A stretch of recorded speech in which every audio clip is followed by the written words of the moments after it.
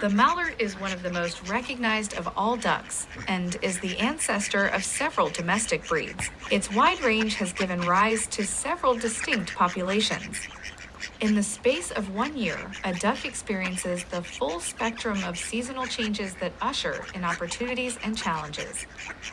The cycle includes post-breeding period where ducks try to find energy sources to fuel the activities of raising a brood, keeping themselves healthy and regrowing feathers during molt. Molting period, where ducks replace their old, worn feathers, and this occurs in the late summer and in the early spring. Then the birds migrate long distances from wintering grounds to breeding areas, and back again to the wintering grounds with visual and non-visual cues in the fall. Then they leave northern nesting areas and head for a warmer climate during winter season. And during the spring season, birds migrate long distances from wintering grounds to breeding areas and back again to the wintering grounds. After they arrive, hen prepares new home for ducklings. And finally, after the egg hatches, they go through a phase called brood rearing, where they take care of ducklings. The body of the mallard has an overall length between 19.7 to 28 inches, body width of 6.3 to 9.1 inches, and standing height of roughly 12.6 to 17.7 inches. The mallard has a wingspan in the range of 32 to 39 inches and total weight of 1.5 to 3.5 pounds.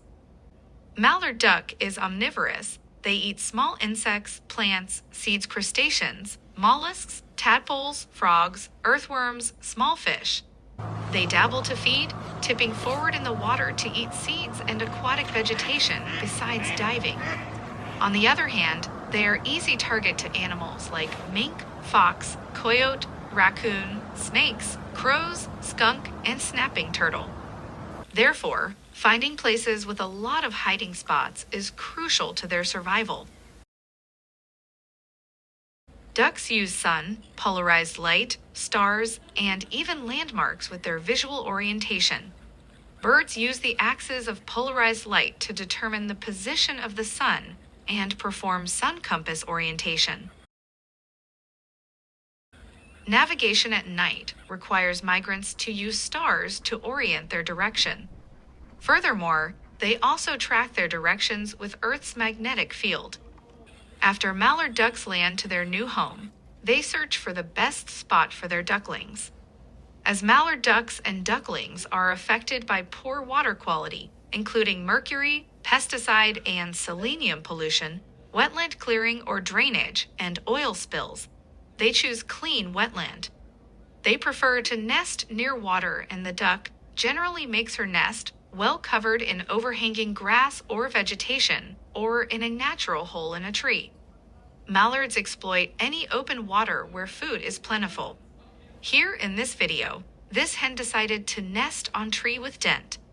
They prefer moist ground or dead tree to dig to from a bowl, which are 1 to 6 inches deep and 6 to 9 inches across to lay eggs.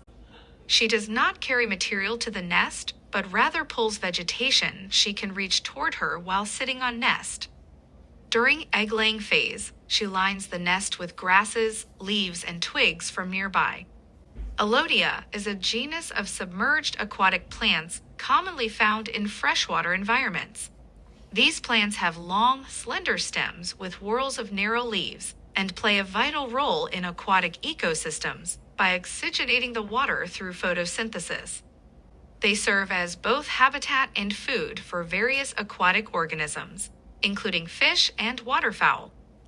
While native Alodia species contribute positively to ecosystems, some non-native species can become invasive and disrupt local habitats.